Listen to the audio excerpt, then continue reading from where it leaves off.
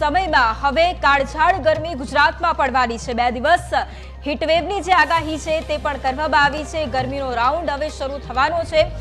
શિયાળાનો અંત થયો છે, પરંતુ હવે ગરમીની જે શરૂઆત પણ થઈ છે। રાજકોટમાં સૌથી વધુ 39 ડિગ્રી તાપમાન નોંધાયું છે।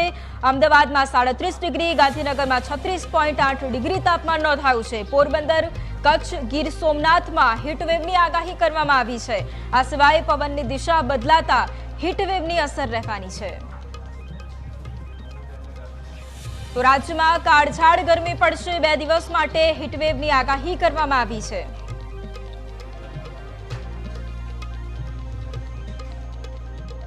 તો આ જ મુદ્દે વધુ અપડેટ સાથે સંવાદદાતા ટ્વિંકલ અમારી સાથે લાઈવ છે। ટ્વિંકલ, આગામી સમયમાં કાળઝાળ ગરમીની આગાહી કરવામાં આવી છે, શું સ્થિતિ રહેવાની છે રાજ્યમાં ગરમીને લઈને?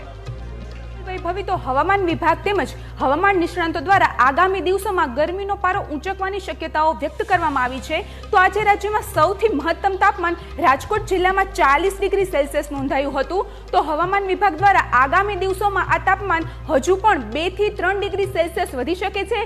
તેમજ કચ્છ તેમજ સૌરાષ્ટ્રના વિસ્તારોમાં હીટવેવની પણ આગાહી કરવામાં આવી છે। તો ખાસ કરીને કચ્છ અને સૌરાષ્ટ્રના 2 જિલ્લાઓ જ્યાં દરિયાઈ વિસ્તાર છે તેમજ કોસ્ટલ એરિયા છે તેવા 2 જિલ્લાઓ પોરબંદર અને ગીર સોમનાથમાં હીટવેવની આગાહી વ્યક્ત કરવામાં આવી છે।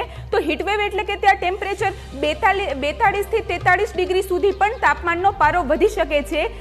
આજે હવામાન વિભાગે ટોટલ 3 જિલ્લામાં કચ્છ, જ્યારે ગીર સોમનાથ અને પોરબંદર આ 3 જિલ્લામાં હીટવેવની સંભાવનાઓ વ્યક્ત કરવામાં આવી છે। તો હવે હું તમને વિંડીના માધ્યમથી સમજાવી દઉં કે કયા જિલ્લામાં કેટલું તાપમાન નોંધાયું છે અને આ જે તાપમાનનો પારો છે તે શેને લઈને આ તાપમાનનો પારો આટલો ઊંચકાયો છે।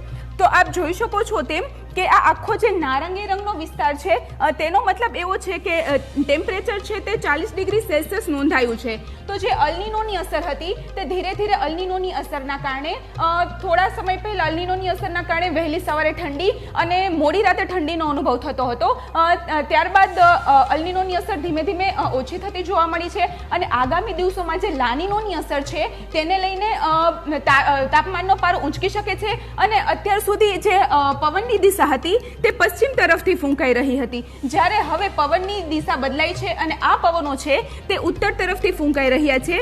આ ઉત્તર તરફથી પવનો ફૂંકાતા હોવાના કારણે ગરમીનો પારો વધ્યો છે અને આ ગરમીનો પારો આગામી દિવસોમાં હજુ પણ વધવાની શક્યતાઓ વ્યક્ત કરવામાં આવી છે। તો અલ્નીનોની અસરના કારણે ઉત્તર પશ્ચિમનો જે વિસ્તાર છે ત્યાં એક વેસ્ટર્ન ડિસ્ટર્બન્સ સિસ્ટમ સક્રિય થઈ હતી। આ જે વેસ્ટર્ન ડિસ્ટર્બન્સ સક્રિય છે તે ધીમે ધીમે જે ઉત્તર ભારતના વિસ્તારો છે ત્યાં ફંટાઈ ચૂકી છે। તેને લઈને ઉત્તર ભારતના વિસ્તારોમાં હજુ પણ વરસાદ જોવા મળી રહ્યો છે, પરંતુ અલ્નીનોની અસર ધીમે ધીમે ગુજરાત પર અલ્નીનોની અસર ધીરે ધીરે ઓછી થતા આ વેસ્ટર્ન ડિસ્ટર્બન્સ ઉત્તર ભારતના વિસ્તારોમાં ફંટાઈ ચૂક્યું હોવાથી હાલ ગુજરાતમાં વરસાદની કોઈ જ સંભાવનાઓ વ્યક્ત કરવામાં નથી આવી રહી। તો આગામી દિવસોમાં હજુ પણ 3 થી 4 ડિગ્રી સેલ્સિયસ તાપમાન વધી શકે છે અને ખાસ કરીને આગામી 5 દિવસ સુધી હીટવેવની સંભાવનાઓ વ્યક્ત કરવામાં આવી છે। તો હવામાન નિષ્ણાંત અંબાલાલ પટેલ દ્વારા તો 7 મેના રોજ એટલે કે ગુજરાતમાં 7 મેના ચૂંટણીની તારીખ જાહેર થઈ છે।